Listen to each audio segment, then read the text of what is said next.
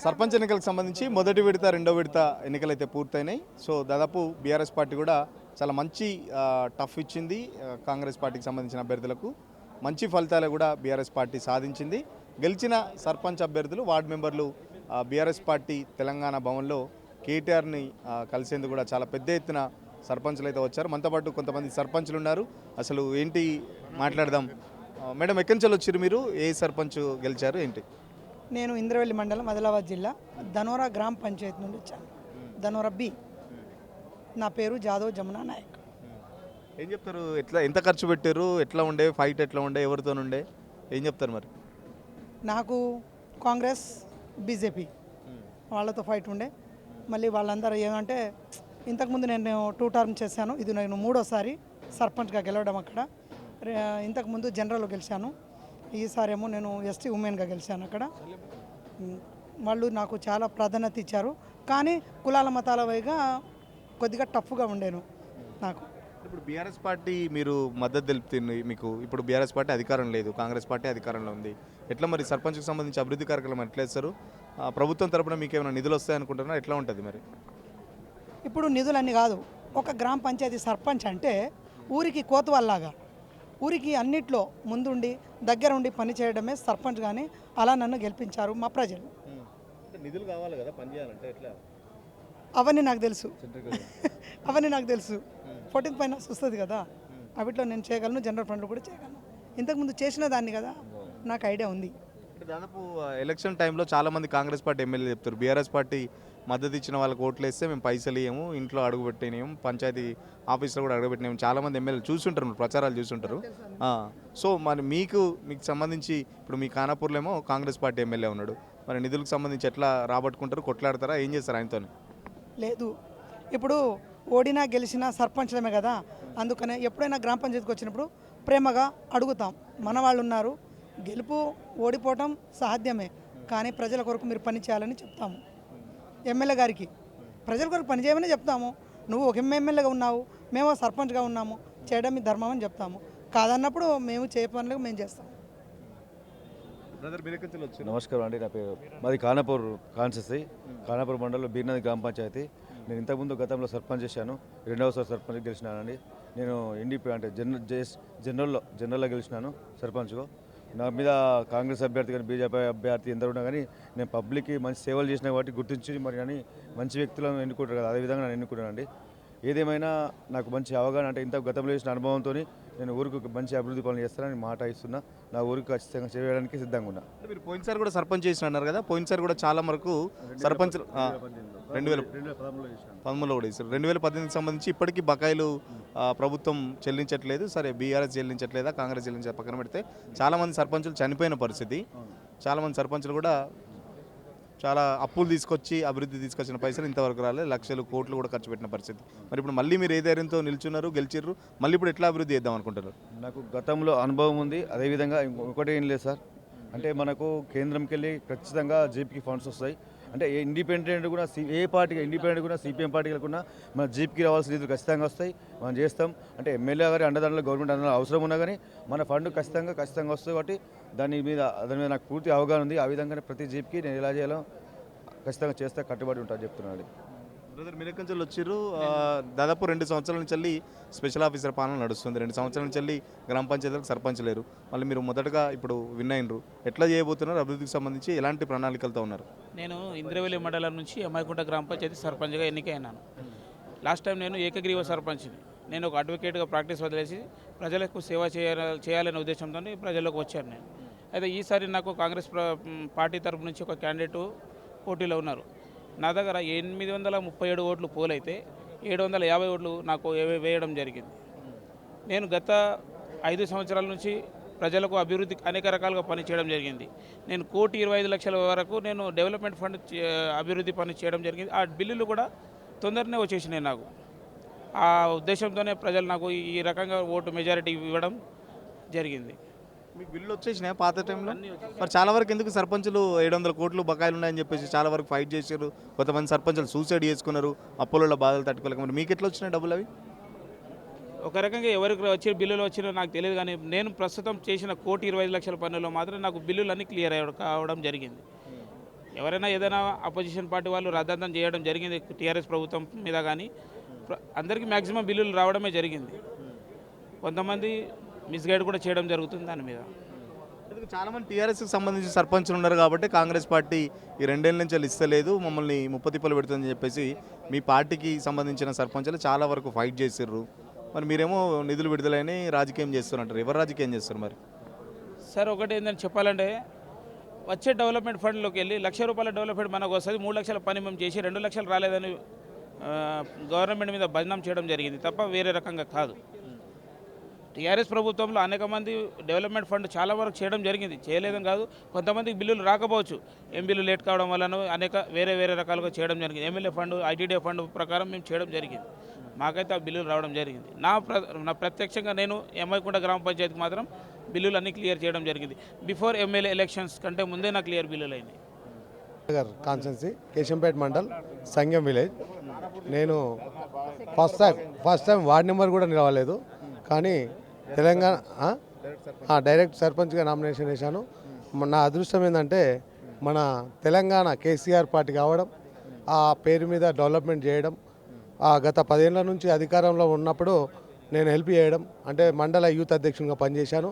ప్రతి ఒక్కరు నేను అందుబాటులో గ్రామంలో ఉండి వాళ్ళకి హెల్ప్ చేయడం, పంచాయతీలు ఉంటే పోలీస్ స్టేషన్ కానీ డెవలప్మెంట్ అనే విషయంలో కానీ ఎక్కడ కూడా సీసీ రోడ్లు మా అంజయ్ యాదవ్ గారు తెచ్చి గత లాస్ట్లో కూడా 2 కోట్ల సీసీ రోడ్లు తెచ్చి ఊరును డెవలప్ చేయడం. ఆ డెవలప్మెంట్లో టీఆర్ఎస్ గవర్నమెంట్ కేసీఆర్ గారు మంచిగా చేస్తున్నారు. ఖచ్చితంగా టీఆర్ఎస్ గవర్నమెంట్నే గెలిపించాలి, టీఆర్ఎస్ వ్యక్తి ఎవరైతే బలపరుస్తారో వాళ్ళనే గెలిపించాలనే ఉద్దేశంతో నేను నిలబడడం జరిగింది. నాకు మంచిగా ఉందని నేను నిలబడ్డాను. నేను ఖర్చు కాదు, డెవలప్మెంటే ముఖ్యంగా చూసి ప్రజలు చాలా తెలుపరండి. ఈ రోజుల్లో ఖర్చు పెట్టే వాళ్ళతోటి ఖర్చు తీసుకురు, డెవలప్మెంట్ చేసే వాళ్ళకే ఓటేసి, అభివృద్ధి చేసిన వాళ్ళకే ఓటేసి గెలిపించారు. అడుగుతున్నామని డబ్బులు ఇచ్చిన మళ్ళీ ఏమన్నా చాలా సార్లు వీడియోలు చూసినాం, ఓడిపోయిన వాళ్ళందరూ డబ్బులు మాకు వాపస్ చేయని. మీ ఏరియాలో అట్లా ఏమైనా ఉందా పరిస్థితి? ఏరియాలో అయితే ఇప్పటిదాకా అట్లా ఏం లేదు. పెద్ద డబ్బుతో కూడింది కాకుండా అభివృద్ధికే మొగ్గు చూపారు. అడుగుతున్నారు అంటే మా దగ్గర అట్లాంటిది ఏం లేదు, కాబట్టి కొద్దిగా బాధపడుతున్నారు. మేము ఖర్చు పెట్టి ఓడిపోయినామని చెప్పి కొద్దిగా బాధపడేటోళ్ళు అంటారు, కానీ అట్లాంటిది ఏం లేదు. ఓన్లీ మన తెలంగాణ గవర్నమెంట్ వచ్చినాక కేసీఆర్ చేసిన అభివృద్ధి, అంజయ్ యాదవ్ చేసిన అభివృద్ధిని చూసే ఓటు వేయడం జరిగింది సంగం గ్రామంలో.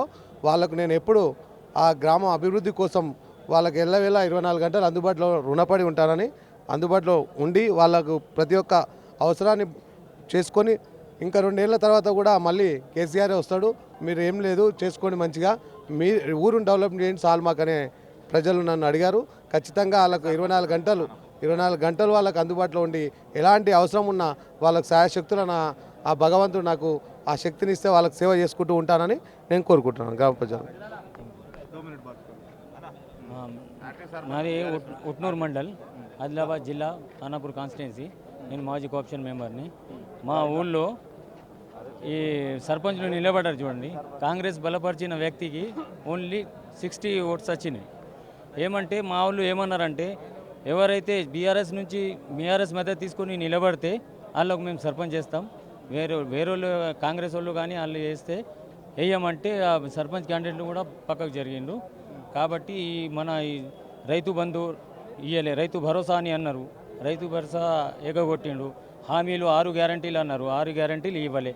కాబట్టి జనాలు మొత్తం నర్వాజ్ ఉన్నారు ఈ కాంగ్రెస్ పార్టీకి. అందువలన ఈ బీఆర్ఎస్ పార్టీకి సపోర్ట్ చేసిండు. నేను టీఆర్ఎస్ మండల్ ప్రెసిడెంట్గా మార్కెట్ కమిటీ వైస్ చైర్మన్ పనిచేసిన అనుభవం ఉన్నది. మరి గతంలో 10 సంవత్సరాలు కేసీఆర్ గారు ముఖ్యమంత్రిగా ఉన్నప్పుడు గ్రామాలలో ఎక్కడ చూసినా కానీ పచ్చదనము, పరిశుభ్రత, శ్మశాన వాటికలు, మరి ఏదైతే గ్రామ సమగ్రాభివృద్ధికి వారు వేసిన ప్రణాళికలన్నీ కూడా పకడ్బందీగా అమలు చేసినాము. కానీ ఈరోజు కాంగ్రెస్ పార్టీ అధికారంలోకి వచ్చిన తర్వాత మరి మా ప్రభుత్వము మేము చేసినటువంటి పనులనే బిల్లులు ఆపి, మరి మా సర్పంచులను కాదు కాంగ్రెస్ పార్టీ సర్పంచులను కూడా నానా ఇబ్బందులకు గురి చేస్తూ ఉన్నది. సర్పంచ్ అంటే గ్రామానికి ప్రథమ పౌరునికి స్వేచ్ఛ ఇచ్చి, మరి నిధులు ఇచ్చి వారి విధులు చేసుకునే విధంగా మరి ఆ ప్రభుత్వము ఉండాలి తప్ప వారిని ఇబ్బందులకు గురి చేసే విధంగా ఉండకూడదు. మరి నేను మండల్ ప్రెసిడెంట్గా మరి నాకు అనుభవం ఉన్నది. గతంలో అన్ని గ్రామాల్లో మా పార్టీ అధికారంలో ఉన్నప్పుడు ఇచ్చిన అన్ని స్కీమ్లను కూడా మేము ప్రతి సర్పంచ్కు మరి అందుబాటులో ఉండే విధంగా, ప్రజలకు అందుబాటులో విధంగా మేము ప్రణాళికలు రచించి అభివృద్ధి పరచడం జరిగింది. మరి గతంలో ఉన్నటువంటి పార్టీనే మళ్ళీ ప్రజలు కోరుకుంటా ఉన్నారు, అభివృద్ధి చేస్తారు టీఆర్ఎస్ వాళ్ళని ప్రజల భావన. తప్పకుండా 3 సంవత్సరాల్లో మళ్ళీ మా పార్టీ అధికారంలోకి వస్తుందని మా గట్టి సంకల్పం. మంచిర్యాల జిల్లా జన్నారం మండలం కామనపల్లి గ్రామ పంచాయతీ టీఆర్ఎస్ చేసినటువంటి అభివృద్ధి పనులు చూసి ఈరోజు జాన్సన్ నాయక్ అన్నగారి ఆధ్వర్యంలో నన్ను 3వసారి గ్రామ పంచాయతీ సర్పంచ్గా ఎన్నుకోవడం జరిగింది.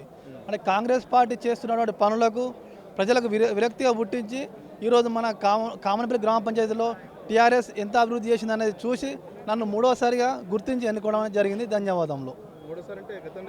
గతంలో అభివృద్ధి కార్యక్రమాలు చేసినటువంటి నా యొక్క ఇంకొక 12 lakhs దాకా పెండింగ్ బిల్లు ఉన్నాయి. మన ఊరి మనబడి ప్రణాళికల స్కూల్ బిల్డింగ్స్ కానీ అటువంటి ప్రహారీ గోడలు కానీ అవన్నీ డ్యూస్ ఉన్నాయి. అవి తక్షణమే విడుదల చేయాలి. ఇప్పుడు కాంగ్రెస్ పార్టీ అధికారంలో ఉంది, మీ ఎమ్మెల్యే కూడా కాంగ్రెస్ పార్టీ ఎమ్మెల్యే. మరి పైసలు లేకపోతే మళ్ళీ లాస్ట్ టైం నుంచి వెళ్ళి అప్పులు తీసుకొచ్చి లేకపోతే బంగారం కొట్టి అటువంటి ఏమన్నా కార్యక్రమాలు ఉన్నాయా, లేకపోతే పైసలు ఇచ్చేదానికి అవుతావు ఏమన్నా? అంటే పైసలు ఇచ్చినా ఇవ్వకుండా మాకు 3 years వెయిట్ చేస్తే మాకు టీఆర్ఎస్ గవర్నమెంట్ పక్కా వస్తుంది కాబట్టి అప్పటిదాకా వెయిట్ చేసినా మంచిదే. మేము పార్టీ మరి అవకాశాలు లేవు, ఎంత ఫోర్స్ చేసినా టీఆర్ఎస్ గవర్నమెంట్ వచ్చాక వెయిట్ చేస్తాం, అప్పటికైనా డబ్బులు తీసుకుంటాం మేము ఎలాగైనా కానీ. ఈ 3 years ఎట్లా అభివృద్ధి చేస్తారు మరి? ఈ 3 years అనేది అలా స్టేట్ గవర్నమెంట్ మన ఫండ్ అనేది ఎక్కువ ఉండదు, సెంట్రల్ గవర్నమెంట్ ఫండ్ ఉంటుంది కాబట్టి ఆ సెంట్రల్ గవర్నమెంట్ ఫండ్తో మేము ఒడ్డెక్కేయగలుగుతాం, గ్రామ పంచాయతీని అభివృద్ధి చేయగలుగుతాం. Khanapur constituency, Nirmal district, Dasturabad mandal. ఎంత ఖర్చు పెట్టింది మొత్తం గెలవడానికి? మేము ప్రస్తుతానికి ఏం ఖర్చు లేదు, మాదేం ఖర్చు లేదు. మా తమ్ముడు కళ్యాణ్ అని చెప్పేసి పద్మ వారు ఎర్రగుంట తాండ మాది, అక్కడ నుంచి. ఈ ఖర్చు పెట్టకుండా గెలిచారా? ఒక్కొక్కరు లక్షలు కోట్లు ఖర్చు పెడతారు. కోట్లు పెట్టలేను, నమస్తే. కోట్లు పెట్టలేదు, ఏదో మామూలుగా ఖర్చు. ఏంటంటే మామూలుగా పని మందం ఖర్చు ఏం లేదు. ఆయన చాలా గరీబుడు, పోయినసారి ఓడిపోయిండు. మళ్ళీ ఇంకోటి ఏంటంటే ₹1 కూడా ఖర్చు పెట్టే పరిస్థితిలో ఆయన లేడు. కాబట్టి అందరూ గ్రామస్తులందరూ కలిసి నేను ఒకసారి ఓడిపోయిండని, అదేవిధంగా ఈ టీఆర్ఎస్ కొంచెం బలపరాలని చెప్పేసి ఉద్దేశంతో చాలామంది అదే ఉద్దేశంతో ఓటేసారు. మరి గెలిచిన వాళ్ళంతా టీఆర్ఎస్ పార్టీని పట్టుకొని ఉంటారా, లేకపోతే కాంగ్రెస్ పార్టీ పోతారా? ఏం చెప్తారు మరి? దాదాపుగా ఎవరైతే పోయే అవకాశాలు అయితే కనిపిస్తలేవు మా మండలం నుంచి గెలిచిన వాళ్ళు అయితే, బీఆర్ఎస్ పార్టీ నుంచి గెలిచిన వాళ్ళు పోయే అవకాశాలు అయితే లేవు. ఫోన్ చేస్తున్నారా కాంగ్రెస్ పార్టీ ఎమ్మెల్యే? అక్కడ కాంగ్రెస్ పార్టీ ఎమ్మెల్యే ఉన్నాడు వెడ్మబొజ్జు, మరి మా పార్టీలోకి రండి ఏమైనా ఆహ్వానించడమో, బెదిరియడమో, బదిలాడమో? ఇక క్యాండిడేట్కి ఏమన్నా చెప్తుండ్రేమో. క్యాండిడేట్ నేను కాదు, మా తమ్ముడు అవుతాడు, మరదలు. మాకైతే ఫోన్లు చేస్తున్నారట, వాళ్ళు ఫోన్లు చేస్తున్నారు, రండి రూలింగ్ గవర్నమెంట్ ఉంది, మీరు రండి అని చెప్పేసి చెప్తున్నారని తెలిసింది. రూలింగ్ గవర్నమెంట్లు ఉన్నప్పుడు ఇప్పుడు మీరు ప్రతిపక్షాలు ఉన్నారు, మరి అభివృద్ధికి సంబంధించి ఏం చెప్తారు? ఎట్లా వస్తాయి నిధులు అనుకొని చెప్తున్నారు? మరి రాష్ట్ర నిధులు, కేంద్ర నిధులు ఖచ్చితంగా అవి అచ్చటియే, దానికి ఎవరైనా ఆపడానికి అవి ఆస్కారం లేదు. ఖచ్చితంగా అవి వస్తాయి.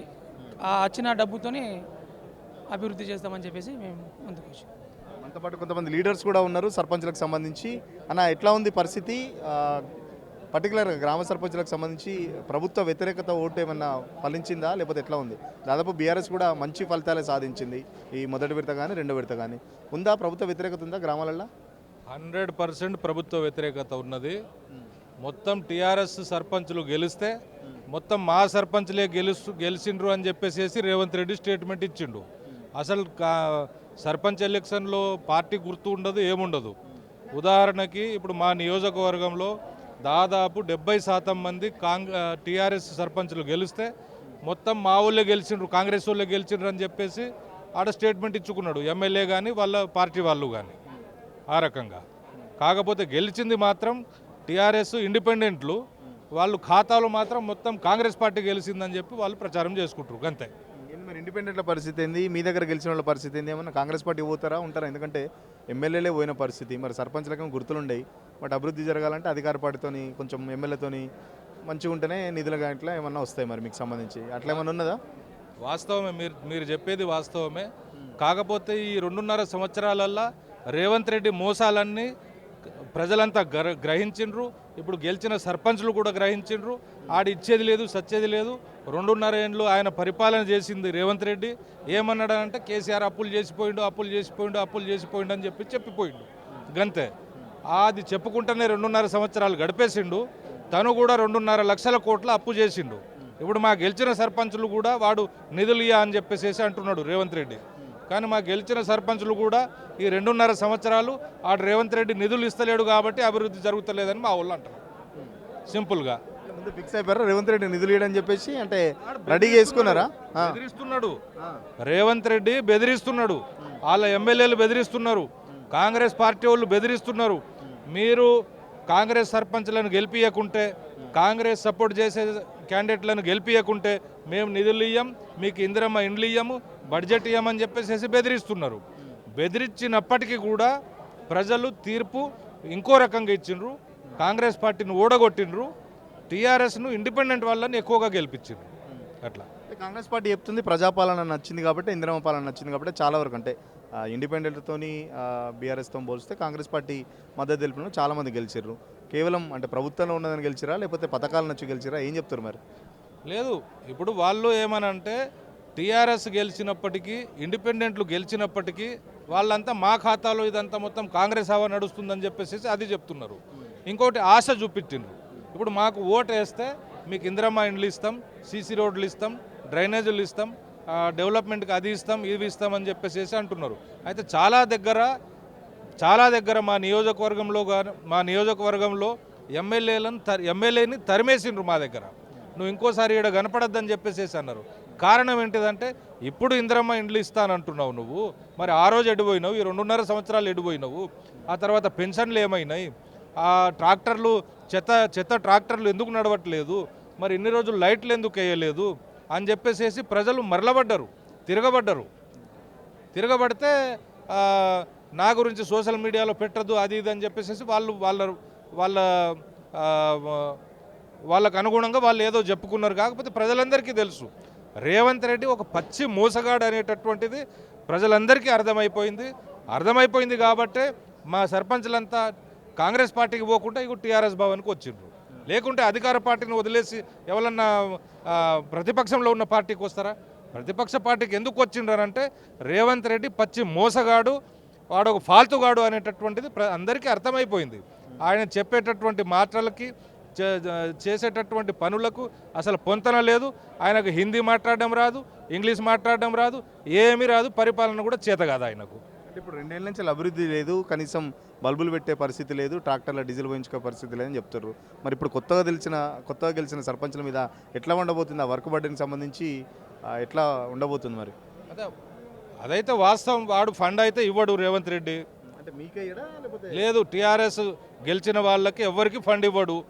ఫండ్ ఇవ్వకుంటే మా వాళ్ళు ఏం చేస్తారు? అరే వాడు ఇవ్వట్లే కాబట్టి మా ట్రాక్టర్లు నడుస్తలేవని అంటారు మా వాళ్ళు. అంతే. మేము ప్రశ్నిస్తాం, రేవంత్ రెడ్డికి వ్యతిరేకంగా పోరాటం చేస్తాం, కాంగ్రెస్ పార్టీకి వ్యతిరేకంగా కొట్లాడతాం. ఆడు ఫండ్ ఇచ్చే అంతవరకు కొట్లాట జరుగుతూనే ఉంటుంది. ఆడు చేసే మోసాలు, ఆయన చేసేటటువంటి అబద్ధపు హామీలు ఏవైతే 420 హామీలు నిజమే, అవి అసలు ఎవ్వరికి ఊహకందనటువంటి హామీలు ఇచ్చి అంత రాష్ట్రం అంతటిని మొత్తం గందరగోళానికి గురి చేసేసిండు ఆయన. మీరు చెప్పండి, ఎక్కడి నుంచి వచ్చారు, ఏం చెప్తారు? మేము ఆదిలాబాద్ జిల్లా ఖానాపూర్ కాన్స్టిట్యూషన్ పుట్నూరు మండలం నుంచి. ఏం చెప్తారు మరి గెలిచిన సర్పంచ్లకు సంబంధించి? గెలిచిన సర్పంచ్ కాంగ్రెస్ పార్టీ అధికారంలో దాదాపు 2 సంవత్సరాలు అయింది. ఈ 2 సంవత్సరాల్లో చేసింది ఏమీ లేదు, శూన్యము. 420 అబద్ధ హామీలు, ఏ హామీ కూడా చేయలే. మహిళలకు 2,500 అన్నాడు, 2,500 మహిళలకు అన్నాడు, మళ్ళీ 4,000 పెన్షన్ అన్నాడు, వికలాంగులకు 6,000 పెన్షన్ అన్నాడు, ఏది ఇవ్వలే. ఇప్పుడు ఏంటంటే అధికార అహంతో జనాలను మభ్యపెట్టి జనాల్ని బెదిరించి కొంతమంది సర్పంచ్ గెలిచిర్రు. ఎక్కడ ఈ సర్పంచ్ ఎన్నికలకు పార్టీ సింబల్ ఏది ఉండేది, పార్టీ బలపరచుడే ఉంటుంది. మా బలపరిచిన ఇప్పుడు మా ఉట్నూరు మండలంలోనే దాదాపు 70% సర్పంచ్ మా బీఆర్ఎస్ పార్టీ బలపరిచిన వాళ్ళు గెలిచారు. వాళ్ళను బెదిరించి ఇది చేసి ఆ పార్టీలో కండువాలు కప్పుతుండు, రాత్రి ఇంటికి పోయి. వాళ్ళు ఏం చేసినా ప్రజలు బీఆర్ఎస్ పార్టీ వైపు ఉన్నారు. ప్రజలు అందుకోసమే మెజారిటీ సర్పంచ్లను ఉట్నూరులో గెలిపించారు. వాళ్ళు ఎంతమంది సర్పంచ్ గెలిచినా వాళ్ళు కండువాలు కప్పుకున్నా ప్రజలు మాతోటి ఉన్నారు. ఒకవేళ మా సర్పంచ్ వాళ్ళు జాయిన్ చేసుకున్నా ప్రజలు గ్రామ పంచాయతీలో సర్పంచ్లను అడుగుపెట్టే పరిస్థితి లేదు ఈరోజు. అలా ఉంది. బీఆర్ఎస్ పాలన బాగుందంటారు ఈరోజు. అందుకోసం కదా మరి ఇంతమంది మీరు రూలింగ్లు ఉంటే మీరు చేసి ఉంటే మా సర్పంచ్లు ఎందుకు ఓడిపోయారు, మీ సర్పంచ్ ఎందుకు ఓడిపోయినారు, మా సర్పంచ్ ఎందుకు గెలిచారు? ఇప్పుడు ఎగ్జాంపుల్గా మా ఉట్నూరు 3 బీఆర్ఎస్ వాళ్ళు, ఎవడు కూడా డ్రాప్ కాలే. 3 బీఆర్ఎస్ వాళ్ళు ఉన్నా జనాలు మళ్ళీ బీఆర్ఎస్ వారిని గెలిపించారు. లోకల్లో ఎమ్మెల్యే ఉంటారు. మరి అక్కడ కాంగ్రెస్ పార్టీ ఎందుకు గెలవలే? ప్రజలు మాతో ఉన్నారు. ఖచ్చితంగా రాబోయే 2 సంవత్సరాల్లో మా బీఆర్ఎస్ పార్టీ మా ఖానాపూర్ జాన్సన్ అన్న ఎమ్మెల్యే అవ్వడం ఖాయం. మనతో పాటు కొంతమంది మహిళా సర్పంచులు ఉన్నారు. మేడం మీరు ఎక్కడి నుంచి వచ్చారు మేడం? ఎక్కడ ఏ సర్పంచ్ గెలిచారు? ఎన్ని ఓట్లతో గెలిచారు? నేను సర్పంచ్ కాదు, షాద్దా నియోజకవర్గం నుంచి. నేను టీఆర్ఎస్ ఫౌండర్ మెంబరు. షాద్దా నియోజకవర్గం నుంచి వచ్చింది. 50% బీఆర్ఎస్ గెలిచిందండి షాద్దా నియోజకవర్గంలో. 65 స్థానాలు షాద్నగర్లో గెలిచాను. 50%, దాదాపు 50%. కనబడిందా ప్రభుత్వ వ్యతిరేకత ఏమన్నా సర్పంచ్ ఎన్నికల్లో కనబడింది అనుకుంటున్నారా? మహిళలకు సంబంధించి కూడా చాలా హామీలు ఇచ్చారు. మహిళలతోని ఇంటరాక్ట్ అవుతున్నారు. ఎట్లా ఏం చెప్తున్నారు మహిళలకు సంబంధించి? ఇప్పుడు కనబడిందా అంటే ఇప్పుడు మీకు కనబడుతూనే ఉంది. 50% అంటే 50% అన్నప్పుడే వ్యతిరేకత ఓట్లు మొత్తం ప్రభుత్వం మీద వ్యతిరేకత ఎంత ఉందో అర్థమవుతుంది. 50% ఓట్లు వచ్చినప్పుడే ఒక అధికార పార్టీ ఉందంటే ఎప్పుడైనా సరే అధికార పార్టీకే ఓట్లు ఇస్తారు. మేము బీఆర్ఎస్ పార్టీ అధికారం ఉన్నప్పుడు అవతల ప్రతిపక్షంలో ఉన్న పార్టీకి 10% ఓట్లు కూడా రాలేదు మేము అధికారంలో ఉన్నప్పుడు. ఇప్పుడు 50% మేము వచ్చినామని చెప్పానంటే ప్రజల లోపల ఎంత వ్యతిరేకత ఉన్నది బహిరంగంగా ఇప్పుడు ప్రజలందరికీ కూడా అర్థమైపోతుంది. ఈ వ్యతిరేకత ఇప్పుడే కాదు, ఇప్పుడు సింబల్ లేని ఎలక్షన్. ఇప్పుడు సింబలే లేదు, అసలు బీఆర్ఎస్ సింబలే లేదు. నిజంగా సింబల్ ఉన్న ఎలక్షన్లు ఉంటే 50% కాదు 100% బీఆర్ఎస్ వస్తాయి. మనతో పాటు కొంతమంది మీరు ఎక్కడి నుంచి వచ్చారు? ఫస్ట్ టైం సర్పంచ్ అని చెప్తున్నారా? షాద్నగర్ కాన్స్టిట్యున్సీ రెండోసారి అండి ఇది. నా పేరు రమేష్ యాదవ్. కేశంపేట మండలం షాద్నగర్ నియోజకవర్గం, కేశంపేట మండలం చింతకొండపల్లి గ్రామం. ఇంతకు ముందుకు మా అమ్మగారు యునానిమస్గా టీఆర్ఎస్ పార్టీ తరఫున యునానిమస్గా సర్పంచ్ అయ్యారు గత టర్మ్లో. ఇప్పుడు వచ్చేసి నేను జనరల్ స్థానంలో 57 ఓట్లతోటి మెజార్టీతోటి గెలుపొందాను నేను. మా ఎమ్మెల్యేనేమో కాంగ్రెస్ ఉన్నాడు, మరి ఏమన్నా ఫోన్ చేస్తున్నాడా రమ్మని చెప్పేసి, పార్టీలోకి రమ్మని చెప్పేసి ఏమన్నా? కాంగ్రెస్ ఎమ్మెల్యే మాకు ధైర్యం ఏముందంటే మాకు అంజన్న గారు ఆల్మోస్ట్ 99% వర్క్లు అయిపోయాయండి ఊర్లలో. ఈరోజు ఓన్లీ ట్రాక్టర్లో డీజిల్ పోసుకొని స్ట్రీట్ లైట్లు వేసుకోవడం పనే ఉంది. ఎందుకంటే గత ప్రభుత్వంలో గ్రామ పంచాయతీలకు ఎన్నో అభివృద్ధి కార్యక్రమాలు ఇచ్చారు మా ఎమ్మెల్యే గారు, శాసనసభ్యులు అంజయ్ యాదవ్ గారు. వారి కృషి వల్ల ఈరోజు మా గ్రామమే ముఖ్యంగా చెప్పుకోవాలంటే 99% వర్క్స్ అయిపోయినాయండి. మాకు ఆ ధైర్యం ఉంది. మాకు నిధులు రావాల్సి ఉంది, అవి కూడా మా హక్కు ఉంది మాకు తెలుసుకోవడానికి. ఒక సర్పంచ్ అంటే ఎంతో హక్కు ఉంటుంది, అవి ఎలా రావాలనో వస్తాయి మాకు. లాస్ట్ టైం కూడా సర్పంచ్ చేసిన అన్నారు చెప్పు. ఎందుకంటే చాలామంది సర్పంచులు బకాయిల కోసం చాలా తిరిగిన పరిస్థితి. 2 ఏళ్ళ నుంచి వెళ్ళి చాలా వరకు కాంగ్రెస్ పార్టీ మీద ఫైట్ చేశారు. కొంతమంది సూసైడ్ కూడా చేసుకున్న పరిస్థితి. సో మీరు పాత బకాయి ఎంత ఉంది, ఆ పాత బకాయిని ఎట్లా రాబట్టుకుంటారు? మరి ఇప్పటికీ పాత బకాయిలు ఉన్నాయి, మరి కొత్త బకాయిలు కూడా అంటే కొత్తగా అభివృద్ధి చేయాలంటే ఎక్కడి నుంచి తీసుకొస్తారు డబ్బులు? మరి నా ధైర్యం ఏంటంటే ఇంకొక 2 సంవత్సరాల్లో మళ్ళీ మా కేసీఆర్ సార్ గారు వస్తారు కాబట్టి ఆ ధైర్యంతో ఇప్పుడు నిల్చున్నాను. ఎందుకంటే ఉంటాయి, లాస్ట్ టర్మ్ చేసినప్పుడు మా టర్మ్లో కొద్దిగా ఉన్నాయి, వాస్తవం అది. నాకు వచ్చేసి 30 lakhs వరకు ఉందండి. అది వస్తాను ధైర్యంతో వచ్చినాను ముందుకి. అదేవిధంగా వ్యతిరేకంగా కూడా చాలామంది ప్రచారం చేసినాను. జనరల్ స్థానంలో నేను ఒక యువకుని, మా అంజయ్ యాదవ్ సహకారంతో ఒక యువకుని ముందుకొచ్చి ఆ ధైర్యంతో కొద్దిగా డబ్బు ఉన్న దాని మీద నేను అంటే ఇక్కడ న్యాయం గెలిచింది. ఊర్లలో కూడా ఒక న్యాయం అంటే ఒక అభివృద్ధికి ఓటేశారు. ఇప్పుడు ఈ ఎలక్షన్లో మాత్రం అభివృద్ధికి ఊరు గ్రామం డబ్బులు పనిచేయలేదండి. నా పైన చెప్పాలంటే ఒక రెడ్డి క్యాండిడేట్ నిలబడ్డాడు, డబ్బును కోటీశ్వరుడు.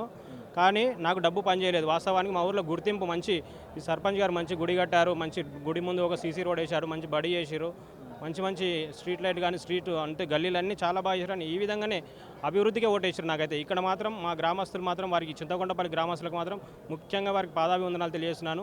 ఎంత డబ్బు ఖర్చు పెట్టినా కానీ నన్ను ఒక యువకుని చూసి ప్రజల్లో ఎప్పుడు ఉంటాడు ఈ వ్యక్తి అని నాకు అభివృద్ధికే ఓటేశారండి. ఇక్కడ ముఖ్యంగా మా అంజయ్ యాదవ్ సార్ గారికి ధన్యవాదాలు తెలియజేస్తున్నాను. మీరు చెప్తుంటే ఆశ్చర్యం అనిపిస్తుంది. ఎందుకంటే చాలామంది సర్పంచులు లక్షల కోట్లు ఖర్చు పెట్టిన పరిస్థితి, మీరు అభివృద్ధికి ఓటేసా అంటున్నారు. నిజంగా అదైతే చాలా వెల్కమ్ చేయాల్సిన పరిస్థితి. ఎందుకంటే డబ్బుని ఓట్లకు అమ్ముకుంటున్న పరిస్థితి ఇవాళ రేపు. బట్ అభివృద్ధి కోసం మీరు ఓటేసా అంటున్నారు.